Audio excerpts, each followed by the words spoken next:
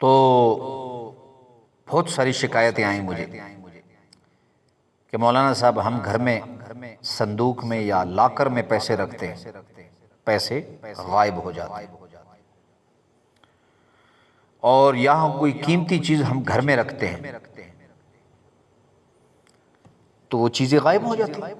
کبھی الزام گھر میں ایک پر، کبھی دوسرے پر، لیکن وہ قسمیں کھا کر آ کے کہتے ہیں کہ اللہ کی قسم ہم نے یہ پیسے چوری نہیں کی۔ تو آپ اب بتائیں کہ یہ جنات چوریاں کرتے ہیں؟ تو میرا ان کو یہ جواب ہے کہ اللہ رب العزت نے جیسے انسانوں میں چور پیدا کیے، نیک لوگ بھی پیدا کیے، چوریاں کرنے والے بھی پیدا کیے، تو اس طرح جنات میں بھی نیک لوگ بھی ہیں جو یعنی خون پسینے کی کمائی کھاتے ہیں حلال، لیکن کسی کے گھر سے چوری نہیں کرتے، اور اس طرح جنات میں نیک لوگ بھی ہیں اور شریر لوگ بھی ہیں جو حرام خوری کرتے ہیں، جو لوگوں کے پیسے چرا کر کھاتے ہیں۔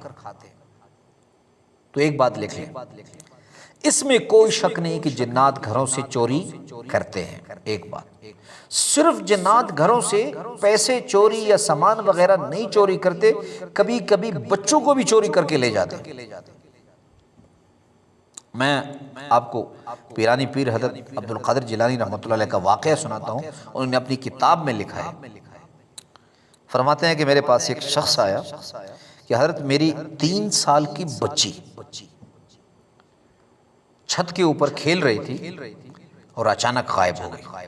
حضرت تو اللہ والے تھے، پیرانے پیر حضرت عبد القادر جیلانی رحمۃ اللہ علیہ۔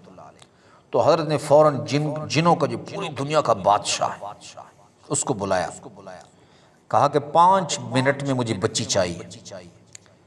تو اس نے فوراً جنات دوڑائے ادھر ادھر کہ بچی کہاں ہے، تو پتہ چلا کہ چائنا کا ایک جن اس بچی کو گھر سے اٹھا کر چائنا لے گیا۔